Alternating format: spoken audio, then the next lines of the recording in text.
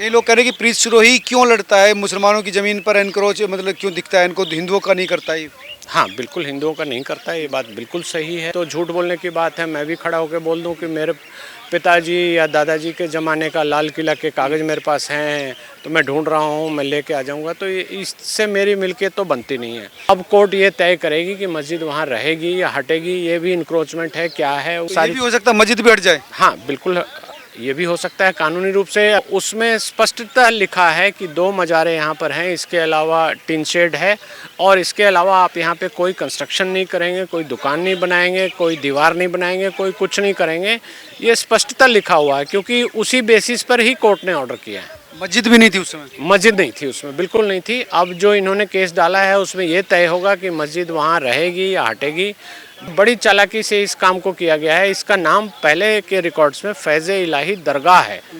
अब दरगाह पे मस्जिद हो सकती है, ये तो इस्लाम के जो विद्वान लोग हैं उनको बताना है।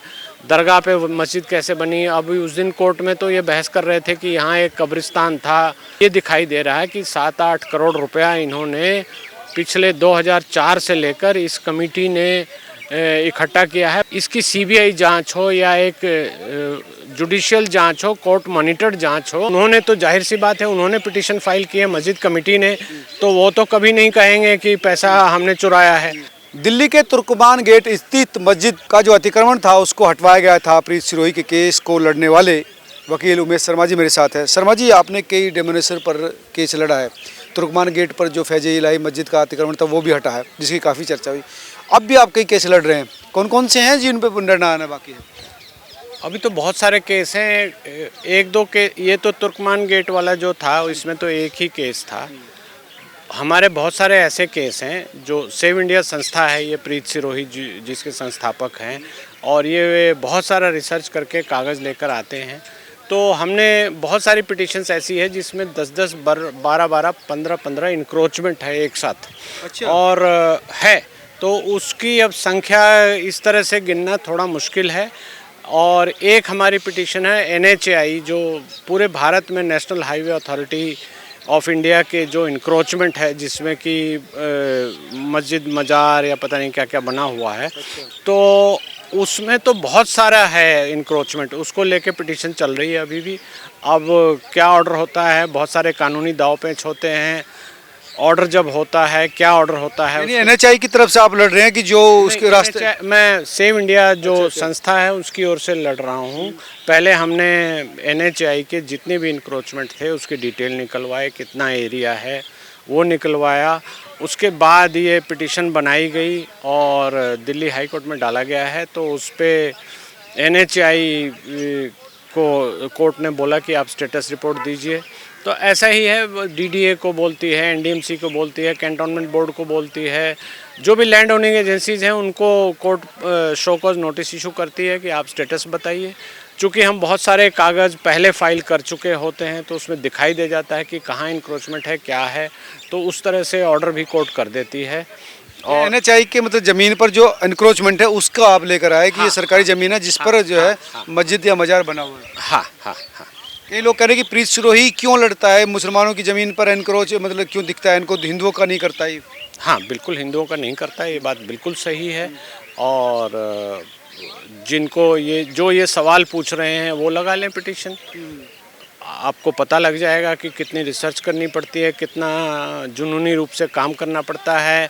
एजेंसीज़ के पास आप जाएं, उनसे कागज़ मांगें, फिर उनको डील करें, वो धमकाते हैं, वो पुलिस कंप्लेंट भी लिखवाते हैं। तो आप करके देख लें, उसको पता लग जाएगा। ये बिल्कुल सही बात है। अच्छा, फैज़े इलाही मस्जिद पर कहा जा रहा है कि ये तो मतलब जो है 40-50 साल पहले था और इसके कागज़ भी हैं हमारे पास, लेकिन गलत हुआ जो इसके पक्ष के लोग हैं। देखिए, कागज़ तो 12/11 को हाई कोर्ट ने, 12 नवंबर को ही हाई कोर्ट ने ऑर्डर किए। उसके पहले अक्टूबर में एक जॉइंट सर्वे हुआ था, उसमें कोई कागज़ इन्होंने नहीं दिया। फिर भी जब बहस हुई तो हाई कोर्ट ने कहा कि MCD इनको बुलाएगी, MCD के अलावा भी सारे डिपार्टमेंट्स बुलाएंगे और इनको सुनेंगे और तब जाकर कोई ऑर्डर कार्रवाई करेंगे। 90 दिन में वो करना था। तो MCD और PWD ने जॉइंट जो मीटिंग हुई उसमें उन्होंने बुलाया उसके लोग गए भी हैं, वक़्फ़ के लोग भी गए हैं और इन्होंने साफ साफ बोला कि हमारे पास कागज़ नहीं है, ये लिखित रूप से भी वहाँ दिया है। और उसके बाद जब ये जब जिस दिन ये टूटा है उस दिन में भी केस लगाया, मस्जिद की कमेटी ने लगाया कि ये गलत ऑर्डर है, ये है, उस पर भी बहस हुई। उसको भी जज साहब ने बड़े इत्मीनान से सुना, समझा और वक़्फ़ को भी सुना, सारी चीज़ों को देखा। उसमें भी कोई कागज़ इन्होंने फ़ाइल नहीं किए हैं। जो कागज़ 1940 का एक कागज़ है जो पहले ही हम फ़ाइल कर चुके थे, हमारे पास है और हर एजेंसी के पास है, कागज़ भी वही है देखा जाए तो। बाकी तो झूठ बोलने की बात है। मैं भी खड़ा होकर बोल दूं कि मेरे पिताजी या दादाजी के ज़माने का लाल किला के कागज़ मेरे पास हैं, तो मैं ढूंढ रहा हूं, मैं लेके आ जाऊंगा, तो इससे मेरी मिल्कियत तो बनती नहीं है। तो ये इसमें ऐसा हुआ कि 1940 का जो कागज़ है वो चीफ़ कमिश्नर ऑफ दिल्ली के रिप्रेजेंटेटिव ने साइन किया है और जामा मस्जिद कमेटी थी उस समय 1940 में। तो जाहिर सी बात है वक़्फ़ भी नहीं था, भारत सरकार भी नहीं थी, तो उसमें स्पष्टतः लिखा है कि 2 मज़ारें यहाँ पर हैं, इसके अलावा टिन शेड है और इसके अलावा आप यहाँ पे कोई कंस्ट्रक्शन नहीं करेंगे, कोई दुकान नहीं बनाएंगे, कोई दीवार नहीं बनाएंगे, कोई कुछ नहीं करेंगे। ये स्पष्टतः लिखा हुआ है क्योंकि उसी बेसिस पर ही कोर्ट ने ऑर्डर किया है। मस्जिद भी नहीं थी उस समय? मस्जिद नहीं थी उसमें, बिल्कुल नहीं थी। अब जो इन्होंने केस डाला है उसमें ये तय होगा कि मस्जिद वहाँ रहेगी या हटेगी। जो मस्जिद मैनेजमेंट कमेटी ने डाला है और जो ये कह रहे हैं कि कागज़ नहीं है हमारे पास, तो अब कोर्ट ये तय करेगी कि मस्जिद वहाँ रहेगी या हटेगी। ये भी इंक्रोचमेंट है, क्या है वो अब तो सारी ये भी हो सकता है मस्जिद भी हट जाए? हाँ बिल्कुल, ये भी हो सकता है। कानूनी रूप से अगर वो नहीं थी तो नहीं थी। और आप देखेंगे बड़ी चालाकी से इस काम को किया गया है। इसका नाम पहले के रिकॉर्ड्स में फैज़े इलाही दरगाह है। अब दरगाह पे मस्जिद हो सकती है, ये तो इस्लाम के जो विद्वान लोग हैं उनको बताना है। दरगाह पे मस्जिद कैसे बनी? अभी उस दिन कोर्ट में तो ये बहस कर रहे थे कि यहाँ एक कब्रिस्तान था, तो कब्रिस्तान में मस्जिद कैसे बनेगी या बैंक्वेट हॉल बारात घर कैसे बनेगा? तो ये कहीं ना कहीं कुछ लोग इसमें इन्वॉल्व हैं। और अभी हमारे पास कुछ और कागज़ आए हैं जिसमें ये दिखाई दे रहा है कि 7-8 करोड़ रुपया इन्होंने पिछले 2004 से लेकर इस कमेटी ने इकट्ठा किया है बैंक्वेट हॉल की बुकिंग के लिए। तो हमने कोर्ट में, हाई कोर्ट में ये भी मांग की थी कि इसकी सीबीआई जांच हो या एक जुडिशियल जांच हो, कोर्ट मॉनिटर्ड जांच हो कि ये पैसा कौन ले जाता है, क्या करता है। तो ये नेक्सस दिखाई दे रहा है, अब देखते हैं क्या होगा इसमें। तो जब ये और केस चलेगा इसमें मस्जिद रहेगी ना रहेगी, ये भी एक बड़ा सवाल है। ये एक बहुत बड़ा सवाल। पैसा कहाँ गया, ये सारा मामला है। नहीं, अभी तो उन्होंने तो जाहिर सी बात है उन्होंने पिटीशन फाइल की है मस्जिद कमेटी ने, तो वो तो कभी नहीं कहेंगे कि पैसा हमने चुराया है। वो तो वहाँ कोर्ट के सामने दुखड़ा ये रो रहे हैं कि गरीबों का इलाज होता था, गरीबों की शादियाँ होती थी, ये होती थी, वो होती थी। अब ये हमारे संज्ञान में आया है तो अब हम कोर्ट में जाकर कोर्ट को बताएंगे।